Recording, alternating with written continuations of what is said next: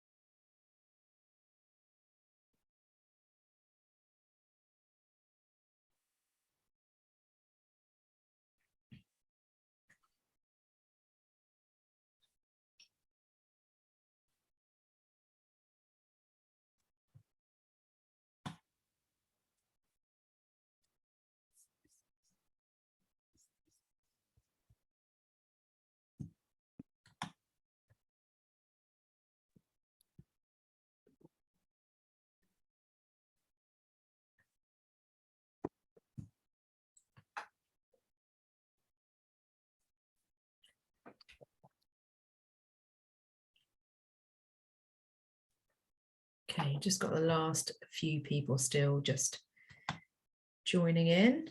A little flurry there just at the end.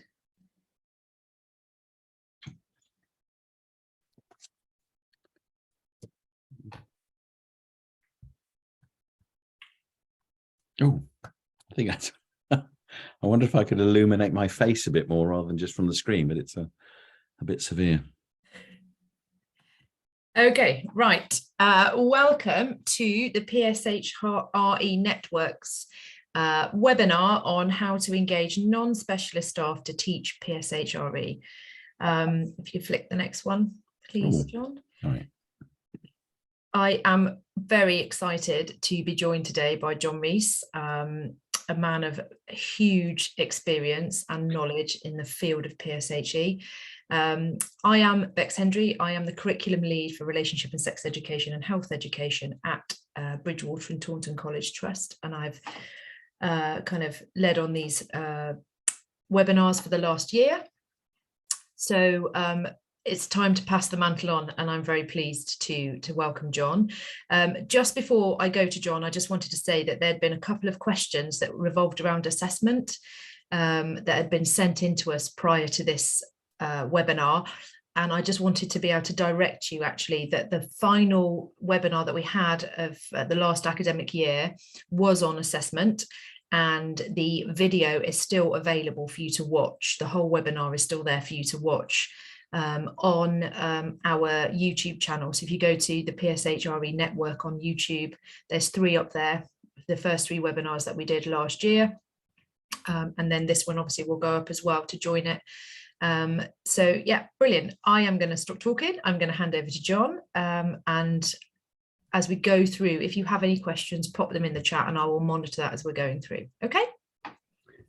Thank you, Bex, and thank you so much for those kind words. It's lovely to be with you and with your colleagues this afternoon, with everybody either watching this live or on the pre-recorded. I was just smiling looking at the rucksack, yet there would have been a time when I would have appeared in a picture like that. I started life as a slim and curly-haired young PE teacher in Devon. That was some time ago. I was a deputy head of a secondary school. I spent 12 years at Exeter University, involved with a nationwide kind of theory-driven sex and relationships education program. But for the last 15 years or so, my goodness, I've been an independent consultant focusing on this sort of work. So this is heart and soul. It's lovely to be able to talk to you and with colleagues about this. Because this is a PSHE session, I thought it was important just to get us to think about how do we keep our learning environment safe and appropriate. If you're watching this pre-recorded, it's pretty irrelevant. But as I say, I think it would be, for me, it's good practice just to remind our colleagues, if you want to use any of this stuff for a staff meeting or briefing other colleagues, is to remind ourselves we might be talking about sex, we might be talking about drugs, we might be talking about healthy eating. but you don't have to talk about yourself. You don't have to talk about your own personal stuff. And again, I think there's a difference between a professional observation and private life. If you work with very young children who have zero filter, that ain't going to work anyway. But I think we should try and, wherever possible, remind ourselves and remind our students of the importance of creating a safe and appropriate learning environment. We need to listen to each other, treat other people with respect, even if they're clearly wrong. And we talk quite about that stuff in PSHE, as I'm sure many of you are aware. I'm not clicking on here. I don't know why. There we go. I would ask you to engage with the learning and the conversations, and as Beck said, put stuff in the chat. Let's get really radical. We might even enjoy the next sort of half, 3/4 an hour. Let's see how we get on. What I wanted to talk about is how, and particularly in secondary schools, but sometimes in primary, we will have staff who just don't get it, who don't share that energy or passion, or realize just how much Ofsted might be looking at this. And I don't want to hold Ofsted up as a big stick, but we need to know this is the kind of stuff they will be looking at. And I suppose my first point was, I wonder why. What is it about this area of the curriculum that people find difficult or challenging? And what that they might present in different ways, that they're too busy, they haven't got time for that, that's not what they came into teaching for. But I think also some of it is about pedagogy. But I guess what I wanted to do is different strategies to approach them, and maybe remind them of the rationale. Why do we do PSHE or PSHCE? I don't mind too much about what you call it. I do want to remind colleagues, not you probably, but maybe colleagues who might be watching this elsewhere, of the importance of health improvement following a global pandemic. I do want to make sure we understand the links between how we get good, high quality PSHE education and improvements in young people's attainment. I also want to think about how it contributes to and links with other aspects of the curriculum.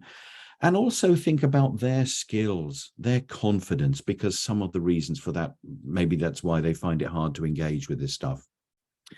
I found this the day before yesterday, or very, very recently. It was a poll, and I've now forgotten the name of who did it, and apologies, but that's the link. Oh, sorry, the NASUWT with the NSPCC very recently. Found that okay, so maybe if this research is accurate, and I see no reason why it shouldn't be, if teachers don't feel it, if we know some of this stuff, and maybe we could do a survey at school to find out why colleagues find it so, are reluctant to this. If that's the reason, let's have a think about what we might be able to do about that. They feel they need more resources and training. Bex and I were just talking before, the DfE have introduced that. On the one hand, we would be 100% behind, the initiative to have statutory sex or relationships and sex and health education within a wider framework of other things. But actually, we're not equipping our teachers to do this.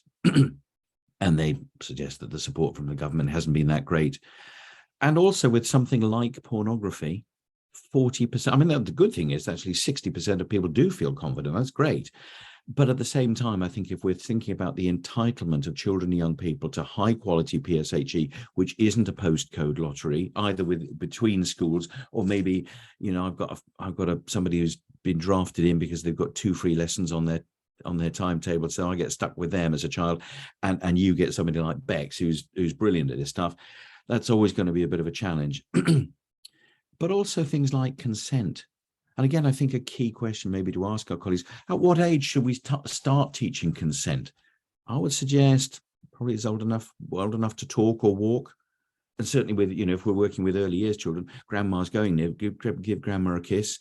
Maybe I don't want to give grandma a kiss. So how are we working with our parents to think about some of those things and to put some of those essential building blocks before we get to some of the more challenging aspects of consent around sex or whatever else it might be in Key Stage 4?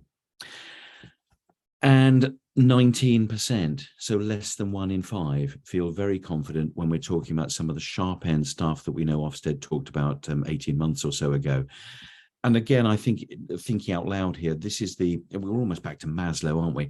If children or young people, aren't feeling confident to be able to answer questions, not just within relationships and sex education, but I will put my mortgage on the fact that there will be a young woman somewhere in a science lesson this afternoon who didn't put up her hand because she was worried about being teased for being a boff or a keener or a swat or whatever the local put down was. And actually, it's up to all of us I think, to contribute to this before we get anywhere near harmful sexual behavior, to avoid children being laughed at, that young people can answer up, and to create that ethos within every class that I learn better when you learn better. But maybe this is some of the reason why some of our colleagues don't feel so confident. And if we know about those things, maybe there's things we can do about it. I was going to do this as a pub quiz. If you're watching this live and you're able to enter a thing in the chat, Bex can keep an eye on that. Children starting this school, when are they likely to join the labour market? When are they likely to leave full-time education? I'll give you about 20 seconds for some mental maths while you frantically figure that out. And then I will do that teacher thing of telling you, I will ask you a question and give you the answer anyway. Bex, have we got anything in the chat or not? No, okay, nobody wants to. Oh, that's fair enough, isn't it? To an extent, it's a bit of a trick question, isn't it? I guess it depends on, are they 4 or 5 years old? Do they stay on at university or not? But it still is, I think, an arresting concept that children who are starting school today are still like, the Confederation of British Industry is saying, well, yes, we're planning for the 2030s. Oh, good. A lot of kids will still be in school then. When are they most likely going to retire? I did this with a session with teachers yesterday. One lady said never, because the closer you get to it, the further they drag it away. Well, but they're likely to retire sometime in the 2080s. And most of them are going to live into the 22nd century, we hope. Now, a couple of years ago, when we were looking back, end of the First World War, emancipation, we looked at those grainy, jerky black and white images. Oh, gosh, hasn't the world changed? And it has. But I suspect our young people are going to see similar levels of change. They'll have to deal with problems that we already know about: the end of oil, artificial intelligence, climate change. No doubt we'll still be arguing about Brexit as well. But the changes that they are going to see that we already know about are huge.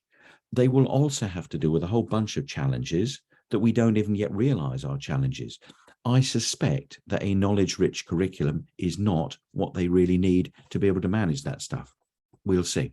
But I really want to start building the case, if you like, for statutory PSHE and what does it do.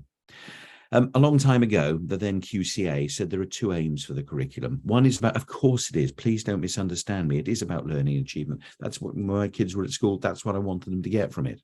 But it's also, they said, now whether you call it personal development, SMSC, I think there is a difference between the kind of taught curriculum slot and the stuff which happens across the rest of the curriculum. But actually, I think this is really important. And it's not one or the other, but each reinforcing the other. If you've been in education more than about 6 months, that the pendulum swings between the two. Those of you who remember the heady days of Every Child Matters, we seem to then swing in every sense to the right. Mr. Gove came in, and the only things that mattered, it seemed, were the things we think we can measure. But in fairness, the current Ofsted framework, I think, has started to move the pendulum back the other way. Some of the things we're looking at in PSHE, we can't quantify, and I don't think we should worry about that too much. Incidentally, if you are interested in spiritual, moral, social and cultural development, there is now a national SMSC quality mark, and it's a really lovely way of, I would just print this off and sit at the kitchen table. It's a low stakes thing. Sit at the kitchen table with a glass of something wholesome and just say, which of these 4 statements describe our school best? That's one line. There are about 100 lines, so it's a really detailed kind of survey. Take it to colleagues, perhaps don't share your interest or passion, and it can provide a really accurate, a really good picture of where we are, what we need to do to improve, and actually remind ourselves of some of the fantastic things we do with children and young people. And maybe, I think, hopefully, touch wood, if COVID is receding and we can revisit some of those trips and visits and things that we used to do, then we can remind ourselves of those as well. Does this stuff matter? Actually, hugely. I think this is a really interesting piece of research from Robin Banerjee and colleagues, because there is a data that well, it's all a bit fluffy, isn't it? Banerjee's got a raft of really quite, I think, carefully worked out, validated scores. He says the conventional wisdom is towards the right-hand side, where there are more free school meals, children do less well. At least he says that's true where the ethos isn't terribly great. Where students and children and young people feel valued and loved and praised and supported, and staff feel the same, where the ethos is really good, the line doesn't quite flatten out, but it makes a significant difference to their learning and achievement. My accent is English, my heart and soul is Welsh. And a few years ago, I went to a talk by Sir Clive Woodward, the England rugby coach, and he went on and on and on and on about how he built this world-class elite team.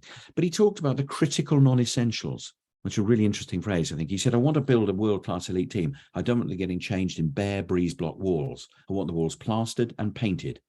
And he called them the boneheads at the Rugby Football Union. Oh, will that win us the World Cup? Well, no, not on its own. And he said, I want balls plastered and painted. I want some motivational posters. Oh, they said, they don't come cheap. Will that win us the World Cup? No, but it's the little bits and pieces, isn't it? It's when you stand at the door and greet the students to come in. All of that really soft, slightly intangible stuff that builds a picture. You know, I would say to my trainee teacher, you stand at, is your dog better? Did you see a nan at the weekend? United didn't do so well. Whatever it is that makes those students known as an individual at whatever age they are, incredibly important that we support that culture and ethos for ourselves as well. When we need to look out for each other, because that's absolutely critical. And where we get that right, it changes the culture and the ethos, and it improves learning outcomes for children. Oh, I'm so sorry. I'm not going to read through all of these. I just think if it were necessary, we should remind us, we should be very clear post-pandemic that we still have some really challenging public health statistics for children and young people. We know about some of the stuff around sexual violence and harassment. These figures were from a few years previously. We know about the increase in the mental health challenges for young people. We've got a quarter of our 4 and 5 year olds are overweight, which increases by the time they get to year 6 and into year 7. We know that there are rates of sexual violence, although the good news is that conception rates, our teenage pregnancies, have dramatically reduced over the last 10 or 15 years. But at the same time, I think if ever we needed statutory health education to help our children address some of these things as a public health initiative, I think we should be pushing at an open door. And yet it's curious, isn't it? We had a global pandemic, and not all schools necessarily capitalized on the stuff around hand washing and understanding how bugs are spread. We should now be teaching about vaccinations and the importance of that, not necessarily for now, but by the time some of our children become parents, as the next pandemic or whatever, the MMR jab or whatever it might be, we need them to understand from a public health point of view, this is a good thing, and to support them with all the other health challenges that we know about. If we think for a moment about some of the challenges that are facing children and young people, and I'll rattle through some pictures fairly swiftly. We still have high rates of STIs. It felt like a bit early in the afternoon to show pictures of sexually transmitted infections. But somebody sent me this a couple of years ago, and I thought it was a mildly amusing slide. Actually, somebody said, oh, this is about domestic violence, and it probably is. So note to self, what I thought was a mildly amusing slide about STIs or teenage pregnancy could be misconstrued. But actually, you're also having to pick up the pieces. We know that the cost of living increases over the next 6 months are going to dramatically increase domestic abuse and domestic violence. That will have its impact on children and young people. Or maybe just families who love each other but are at their wits' end because of some of the external pressures, as well as all the usual stuff about reordered families. We've seen changes in social attitudes, not always for the best. And there's a temptation, if we look at the press, to assume that this is happening younger and younger for children. It probably isn't, but it doesn't sell newspapers. Actually, most young people are actually fantastic. But we kind of go, oh, hoodies, oh, dreadful, oh, people. And we kind of don't do that thing, and oftentimes do young people a disservice, I think. That might not look like near where you teach. But if you're preparing children to go on to post-16 or to university, and they're going to encounter something like that, how are we preparing them for that world? And how are we preparing them for this world? Because these things are crucial, they are global, and all our lives will be affected by them. We've always had in the UK our red top newspapers, and we've always used scantily clad young women to advertise products. And I don't want to be too po-faced about that, but we know now we're the first generation of adults who are having to, support young people with social media and some of the kind of quirky or ironic advertising that we might see. The links pocket aimed, I guess, aimed at links aimed at 17 to 23-year-old young men. But actually, if you teach in year 5, there will be lots of boys who are now really conscious about the smell, their look, their spots, their hair. We need to support young people through this stuff. Are you beach ball? More of a beach ball nowadays, but there you go. But these are the pressures. You know, our pre-verbal children will know what the big tick stands for, the big M sign, because you're worth it. Every little helps. Those earworms that pervade our society. This is a genuine advert from Reebok. Cheat on your girlfriend, not your workout. Oh, like that's okay then, is it? You know, we need to recognize how pervasive some of this stuff is, and therefore we need high quality PSHE to help our young people become media literate. What are some of these adverts telling us about what it means to be attractive? I'm not sure if he's a PE teacher. There's a slim and curly-haired young man surrounded by lots of gorgeous girls, except of course if you're in a wheelchair, maybe your skin color doesn't look like that. What are adverts trying to tell us or sell us? If your hair, your skin tone, your look, your whatever it might be, isn't like that, we need our young people to recognize that adverts are often trying to make us feel a bit useless, aren't they? They're trying to sell me a car by saying I'm driving through the desert with the wind in my hair with somebody gorgeous beside me. I wish on a number of levels. But actually, we need our children to be media literate, to understand what advertising, what the pressures that are on them, to conform to certain stereotypes and images of what it means to be attractive. We also have sexual violence and harassment, which we'll talk about. I think, you know, if warning or reminders were necessary to some of our colleagues to say, these are some of the pressures on children and young people, our responsibility as educators is not just to get them through their SATs or their year 4 spelling tests or their GCSEs or whatever. We also have to equip them to deal with this world, because that's where they are. We also know that children's mental health and emotional well-being, we know that bullying in some schools is particularly rife. I guess I would want not just to focus on what we don't want, but how do we create a school where children can flourish and thrive and be the best person, that they're the best version of themselves that they can be. And that's true of the staff, because we need all of that stuff for us all to thrive. And as I say, to be the best version of us that we can be. If you don't know this report, I would strongly recommend it to you. It's a few years old now. I think it should be plural, the links between public health, pupil health and attainment and well-being. And it's got a raft of case studies which are reminding us where we get better health and better health and physical, emotional health, children achieve better. And it probably has to be that way around. If you hothouse kids through academic, it doesn't necessarily improve their health and well-being. If we can improve their health and well-being, we're likely to improve their academic attainment. We know from the OECD that children's social and emotional development underpins so much of their academic attainment. And we've talked about the whole school nest, the importance of that cultural ethos to which we can all contribute. And we know there are links with physical activity as well. If you want to follow that up, please do. Before the government made PSHE statutory, a group of organisations got together. And the good news is, where we teach this well and effectively, we can improve children's physical and mental health. We can help to keep them safe. We can improve their financial awareness, although that isn't statutory. That I suggest, if you know, that it's really important we build that in as our part of our wider PSHE program. We can help with careers education, and it contributes to their academic attainment. If you've looked at the stuff from the Education Endowment Foundation, we know that social and emotional learning moves children's learning on massively.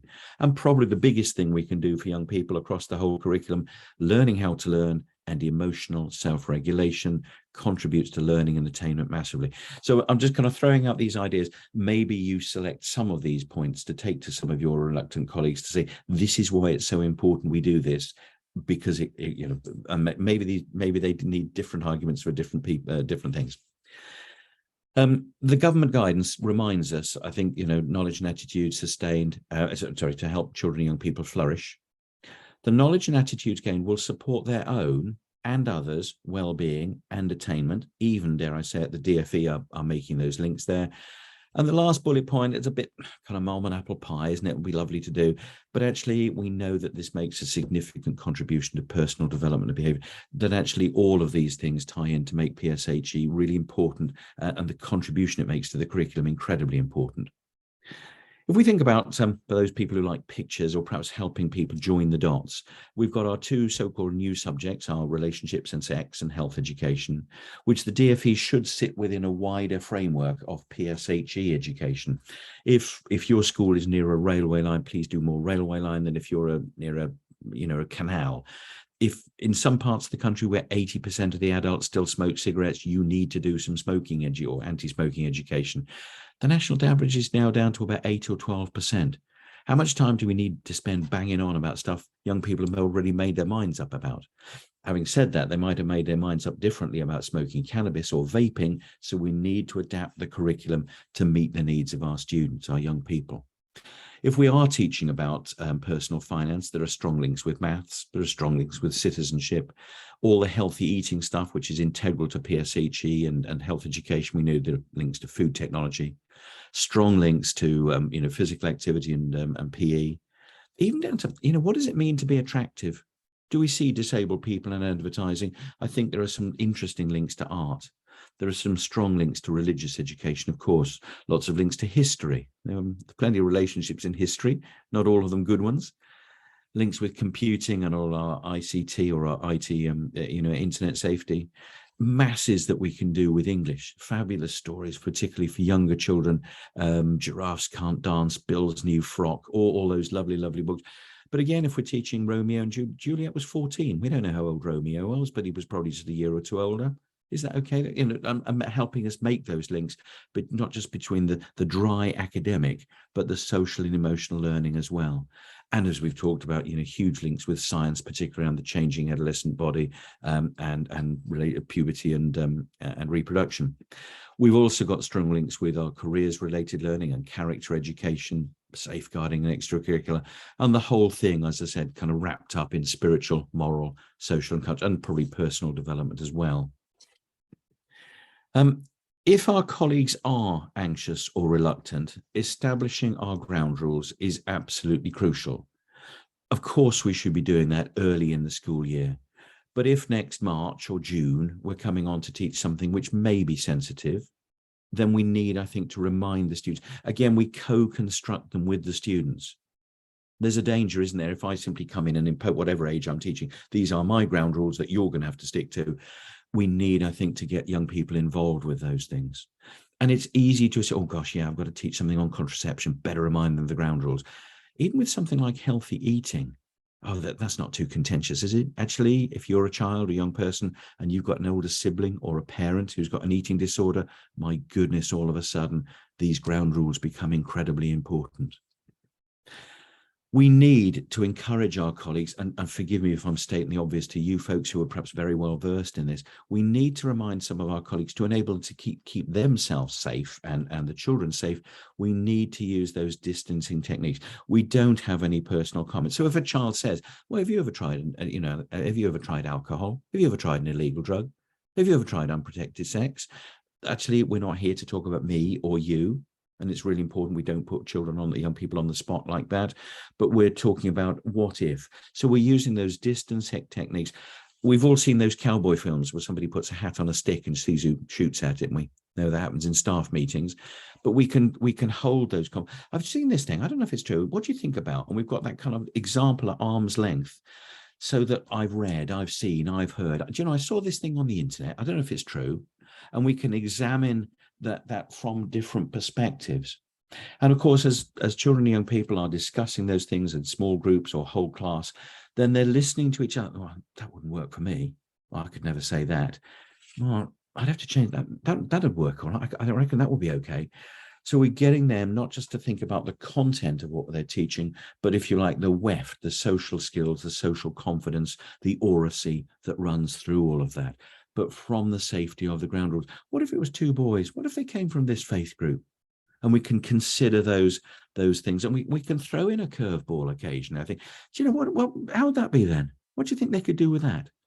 And again, I think we need a slightly different style of pedagogy, because when we're thinking about our, so much of our curriculum is about, I've got all this understanding about column addition or quadratic equations that I've got to get out of my head and into theirs so they can regurgitate it one hot afternoon.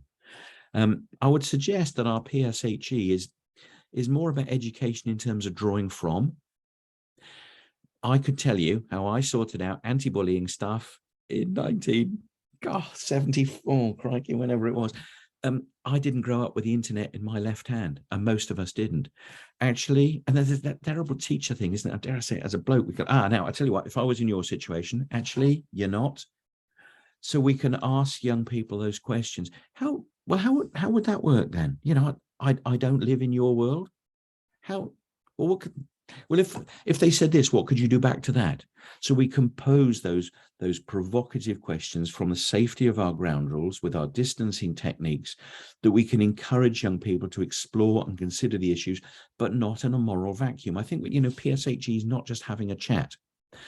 There are certain values and attitudes and behaviors around health and relationships that we should encourage young people towards. We don't, you know, we do road safety in year 1 or 2 or whatever. We don't take children to the edge of a busy dual carriageway and say, explore ways of crossing the road. How? Of course not. We do this. And at a young age, we're giving them a lot of structure. I think increasingly, as children become autonomous and have more independence, we need to be encouraging them or posing those questions which enable them to come up with the pro-social, pro-health attitudes that we'd like them to develop. We can do, again, for some of our colleagues, perhaps who are feeling a bit reluctant about this style of working, we might do something like a values continuum. So I'm going to read out some statements. If you agree, come and stand near the board. If you disagree, go and stand near the back of the room. If they're old enough, we might agree with the reservations and disagree with the reservations, and throw out a statement like this. Now, obviously, you'd need to tailor it to the age or developmental stage of the students or young people you're working with. And as young people go to stand on wherever it is, then we would be encouraging them. I'm sorry, I've just lost my place. I just remember where I'm going with this. We would encourage them to then have to defend that position or to discuss, to describe. Is it okay? Should a good friend always be completely honest? Well, we'll stop that discussion right there. And I think, again, it depends on the age of the children, doesn't it? But then we'd be throwing in possibly some sentence starters. We know that children's writing is improved when their oracy improved. We can contribute to that. And to develop a more nuanced, sensitive, thoughtful discussion than sometimes we might see on social media or on politics shows. So we're developing these skills with young people because that's so important to them, and it equips them not just for intimate relationships, but relationships with people in the dinner queue, employability. Most of our young people are going to work in customer-facing things. We need them to have these skills. And oftentimes, again, the employers will say they can't ring anybody up. They can't have that discussion. They can't deal with a stroppy customer. We need to let them practice that stuff. And some other sentences. I'm sure you'd come up with better ones yourself. If you don't already know it, you might think about, again, for some of our reluctant colleagues, doing something like a conscience corridor. Different people would do this in different ways. But I would love to get you up and moving. I'm not sure that's going to work, but we'd say, okay, the character, we're going to see a situation in a few moments. The character is going to walk very slowly through, and we're going to hear what they might be thinking. You could do agree, disagree, but I think just some of the thoughts, what might be going on through this person's mind. So again, we're thinking about our distancing techniques, because I'm not thinking this, but the character might. So we're able to use our distances there. And almost certainly, when young people do this at whatever age, they will throw up suggestions that I hadn't thought to teach. So we can adapt our teaching according to their needs. And also, of course, if a young person's well, they might just smack them about then. If there's someone, if there's just something on the edge of a tone of voice that sets my antenna, my safeguarding antenna, just a bit of a red flag, I would want to pick that young person up. Forgive me if this is blindingly obvious to you. Here's an example. Jazz is 11, as is her boyfriend. So we'd explain this to young people. And I would say also, if you're walking through the corridor, as the person is walking through the corridor, we'd need to give that some thought. If somebody was thinking, what would my mum say? You can still say, what would my mum say? Because those ideas go round and round in her head like a washing machine. They'd be going up for 6 weeks and 3 days, and she could probably tell you how many hours, because that's the way life works. And they often meet at the park and, adapt this to the age of your students. But the boyfriend has now said, if we go to the park, we go together. You're not to go to the park on your own. Jazz is now walking to the park. What are some of the things that she might be thinking? So our students can explore that from the safety of those ground rules, and then we can have a discussion about it. If our colleagues, our reluctant colleagues, are worried about, oh my goodness, I've got to stand in front of a PowerPoint and deliver all this stuff, not necessarily.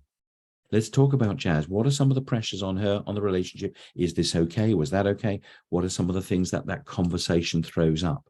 I'm conscious of rattling through some of this because we've got a tremendous amount to get to. You may, if you wish, do something like a speed dating activity with staff. We would look at some of the age-appropriate challenging questions that might get thrown up. And I would put these on cards. I would sit people in pairs around the room.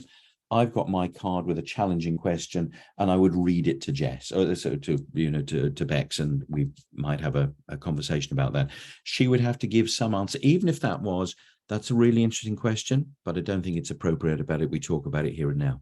She might say something like, that's a great question, but you'd have to give me a minute or two to think about the best way to answer that.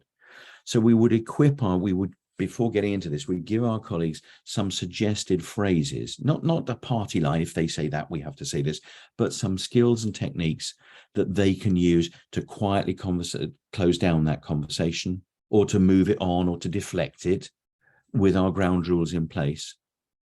And we can have these conversations. Our ground rule, of course, about, well, no personal comments. I've heard some people say this, I've heard other people say that. Let's just take two of these. Is it true that the answer to that is no, but without any personal comments? The first one for me is really important. I was talking to a colleague who'd retired last year. She was a wonderful teacher. She was a local authority advisor. And we were chatting just before she went, took her retirement. When she was at primary school, the nurse or somebody come in and said, asked this question: how much? Now, Val was a bright girl, a nice girl, compliant, biddable. She put up her hands. About a pint? She'd no idea. And this nurse said, oh goodness, oh dear, we'd been all sorts. 50 years later, she remembers being laughed at for making a suggestion. How we respond to students' questions children's questions is incredibly important. So again, I'd want to equip our staff with phrases like this. Now, this would be language that would be comfortable for me. You would find your own, but something that quietly deflects or steers that question away. Sometimes we need to be very clear about it, don't we? Have you ever been, and that's not something we talk about. We can do that usual facilitation thing. But always coming back to that our staff don't necessarily have to answer those challenging questions, but we can respond to it appropriately, professionally, keeping the learning environment safe in a way that steers young people towards thinking about some where they could find out that information from, but encourages that safe and appropriate learning environment. Just the last couple of slides to finish then. If more persuasion were necessary, these are the things we would like PSHE to do. This is what the DFE have said it would happen. I would suggest if children have respectful relationships, they can cooperate and collaborate more easily. If they feel more emotionally secure because of some of what we taught them, they are likely to learn better.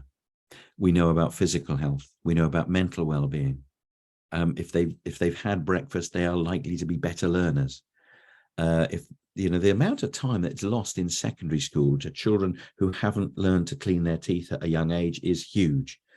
We know that lots of young people are staying up on their devices. They don't get the high quality sleep, and therefore they don't learn as well. There's some great opportunities to teach this stuff without trying to wag the finger too much.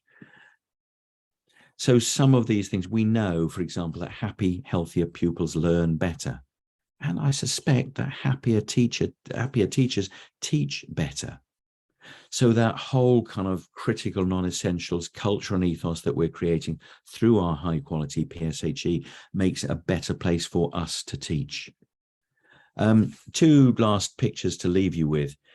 You transform lives, and it's incredibly hard and it's incredibly demanding at times. As we head into the dark days, you drive to work in the dark and come home in the dark and you're full of cold. Your resilience is really necessary. Please continue to do the fantastic things you do for young people. How do you recognize a teacher? Yeah, that's slightly uncomfortable, isn't it? But you can't do this from a hospital bed. So please look after yourself. If you're not physically and emotionally well, you can't do this for young people. So please look after yourself and your colleagues. And I'm sure you've seen this metaphor before, but self-care is not selfishness. you need to look after yourself. Bex, I'm in danger, as you'll have seen, of rattling on. I could talk about this stuff for hours. I'll pause for breath there. We might have questions in the chat or the Q&A. I'll hand back to you. Maybe we just have a bit of a conversation. Okay, thanks, John. So there's a couple of questions. I think the chat function was disabled. I'm not sure how or why that happened, but we've had one question that went into the chat function. It's been answered about accessing the shared drive. So Asima's put the answer into the chat about how we do that. There's a link in there. In the questions and answers, sorry. So yeah, thank you for that, John. Really, really interesting to listen to. I think I would add, obviously, because this is about how do we engage our reluctant staff to teach this well. I think there's lots of staff that don't get they don't have a choice. You know, if you're a tutor or you have 3 spare lessons on your timetable, you are often the teachers that are going to end up teaching PSHE. So as a PSHE lead and somebody who manages this across a trust that has a mix of primary and secondary schools, as a PSHE lead, you can have a huge impact on the staff that you're managing, that you are leading. And I would say the absolute key thing is to listen to them, is to survey what their needs are. Because actually you might find that, yes, they're sort of reluctant to do that, but actually they're quite, in principle, they're happy to teach it. It's really important to gauge from the staff in your school, what are they happy to teach? What do they need more instruction on? Is there someone else in your school? I mean, I surveyed 80 members of staff across our trust and discovered that, 3 or 4 of them were more than happy to deliver twilight training on how to talk about consent, how to deliver, lessons on finances and things like that. So the information that I found from staff was actually some of the things that I thought they might feel uncomfortable about talking about, like consent. Actually, the things that they struggled with most were actually things like, well, I can't teach about finances. I know what my finances are, but I don't know what new products are available for teenagers and how they're going to budget and, what they're going to do with that. So you might find that you get some really surprising answers to what non-specialist teachers are happy to and not to teach. So that would be my first piece of advice, is to survey those members of staff in your school. Never, ever, ever stop battling for timetabled lesson time. Yes. And if you do have somebody in your school that's happy to teach PSHE, or they're like hen's teeth qualified to teach PSHE, then if the lessons are timetabled and you can give an appropriate amount of time to it, then that's also massively beneficial for these for people who are reluctant to teach it, to give them the time to sort of develop these skills, to give them the time to develop the conversation around PSHE, so that the emphasis is not on, you've got 20 minutes in tutor time and you've got to deliver all of this. Well, I'm just going to rush through it because I'm going to read what it says on the PowerPoint and then I've ticked that box and I've done it. So never stop kind of pushing for that kind of element of timetabled lesson, because it is statutory. Ofsted do want to see that it's being given due consideration and due intent, that it is seriously considered as part of your delivery and part of your provision within your setting. With that in mind, we do have on the 23rd of January, it's in January, Rory Pownell, who is the HMI lead for PSHE, lead inspector for PSHE, presenting to us on this network. So obviously information about that will come out in due course. So what was I going to say? Bex, can I just jump in on that? I really like what you're saying about listening to staff, because that's crucial. If somebody's going through a messy divorce and you're now asking them to teach about happy families, or they're going for their 3rd round of IVF, I think we need to be sensitive to staff needs as well. But I think there are also things we can do around pedagogy. I wrote some lesson plans for a local authority over the summer, and I was putting myself in the position of an embarrassed geography teacher who's now got to come in and teach about menstruation. And I am going to read these, and the kids know that and I thought, that's going to be really difficult, isn't it? So, and I'm not claiming any great stakes for this, but I devised 8, I think, different information cards. So students get into small groups. They have the information. One group will focus on tampons. One group will focus on pads. Somebody else gets sea sponges, whatever it's about, different types. And they have to then work out, and they have to give a short presentation just in 3/4 an hour prepared, 2 minutes to really, what's good about it, what's bad about it, why might it work, what are the environmental concerns, what are the costs. So again, I think it's about us enabling the learning to happen rather than feeling I've got to be the fount of all knowledge. Now, that takes a little bit of time, or some time, to create those lesson plans. But again, I think we can check, if we can encourage our more reluctant colleagues not to feel like they're having to fill the empty vessels, but to facilitate the learning, can be enormously powerful. Because also, when we're encouraging children to talk and to share, and they have the information, we're not only giving them the facts and the information, we're also developing the presentation skills, the self-confidence, the oracy, the kind of weft that's going through all of that. Definitely, definitely. And we've had a question come in on the Q&A, which I will just address right now. Is there a recommended amount of time to deliver PSHE each week? The simple answer to that is no. Although, sorry, Keeping Children Safe in Education 2022 says regularly, and oh gosh, who's the Children's Commissioner? Rachel D'Souza, she said weekly. Yeah. So an hour a week, but it's not statutory. I think that would be the ideal. I think the problem with the DfE objectives is that they've set up this objective, but there's no real structure surrounding that to say this is how, this is by who, this is what we expect of the who that deliver it. Ofsted at the moment are saying that actually assessment isn't key to them at the moment, but it will become. You need to be able to show, assess the impact of your PSHE lessons. So yeah, there's an awful lot to consider, and there hasn't been a lot of structure put in place by the DfE to achieve this. So yeah, what was the other thing I was going to say? When will assessment be expected? I don't know. I mean, that would be a great question to have of Rory Pownall in January. So yeah, we just yeah. But So Bex, if I may, I think we're in danger that that's a whole nother present, and I know that you've already recorded a webinar, and that I would point people towards that. I did look at it over the summer. I know there's some great stuff there. We should be recording some aspects of young people's learning. We should be looking for some evidence of progress. I know that Rory will talk about the importance of knowledge, all right, but we need to make sure that we have some evidence of that. Rory's predecessor, Janet Palmer, who was a wonderful woman, still is, talked about, for example, if the fire officer came in, here's a picture of Sam wearing the fire officer's hat. Lovely. At least it's lovely evidence of activity. There's no evidence of learning. Whereas if here was a picture of Sam wearing the fire officer's hat, and Sam writes, these are 3 things that I understand about the fire officers that I didn't know before, that's evidence of learning. So I think we can find all sorts of different ways. But I know that previous webinar had some really creative ways, not only of assessing, but of capturing that and encouraging young people to be able to think and talk and reflect about it. Oh, this is a good question for you, John. Are there free courses to become a qualified PSHE teacher?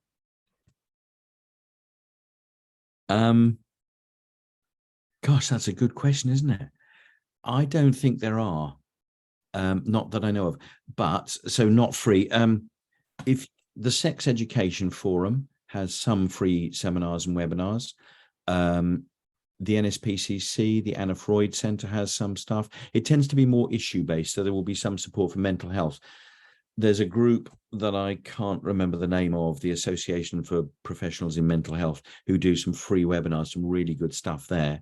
Thank you. Somebody said the PSHE diploma at Worcester University. Yeah, the stuff that that some colleagues there are doing is really, really good, but it does cost. I think keep looking, and there will be stuff that appears. Okay, another question from Heather. I have a large team of 28. I do not have a department time with them. Any recommendations for how to provide effective CPD? That's a great question. Those are the real challenges that you were saying, Bex, that so many people are facing. I suppose I would come back to the set. I wouldn't start from here, which is no help at all. I think it is about badgering senior leaders to say, if you want, and your point about Ofsted is really well made, but actually I think young people have an entitlement to this. If we were having physics or maths or English being taught by non-specialists as a school, is that really good enough? Is that the best we can do for our kids? So how do we, and you might, we're now in October, you might have to wait till next September, but we need to build in some time for CPD or departmental meetings. There are a variety. So for example, in the run up to statutory, there were regional hubs. There were some free webinars, and somewhere I will have a link. I remember I produced some webinars, just some podcasts or kind of audio things, just 10 minutes on how do you set up how do we do ground rules? What might we do about assessment? They'll be out there in the ether somewhere, or get in touch and I'll happily share that with you. But I think if we can, we've got to provide staff with CPD. You know, our current year 11, let's take secondary, our current year 11, if they haven't had very much much PSH, will have needs now. By the time our year 7s roll through to there, they will be different beasts. They will be different people because of the skills and values and attributes that we've been giving them. Therefore, we need, I think, you know, to have ongoing CPD for staff, not necessarily a full day, but maybe it's half an hour after school, 2 or 3 times a term. I'm conscious of teachers' workloads. We need to manage that carefully. But I think if senior leadership are serious, not just about PSHE, but SMSC, and of course, personal development, we need to make sure that high quality CPD and support is there. That's not an easy answer, I appreciate. But at the same time, I think we've got to aim for the stars and maybe we'll get something from them. Equally, something that I've found that has worked very well. Obviously, if I'm working across South Somerset, I've got a massive area to cover from Minehead all the way across to Yeovil in terms of physically being able to get into schools. What I've done with a lot of things is if I've delivered some training to a group of teachers in one school, I may well have recorded that training. So if I've done it online, I'll record that training and make it available to everybody. Or I will use something like Microsoft Stream, and I will take the training materials that I've used and just quickly record a video about that training. Obviously, I do have designated time to do that. I have 1 day a week to do that. So I can do that. But it has worked. Even sort of short snippets of, actually, I need to get across to all the staff, this is how we're going to set up the ground rules. Actually, this is what I want them to be set up like across the school. So record a short video, you know, using your resources, and then leave it there for them to watch. Now, one of the key things is, how do you know they've watched it?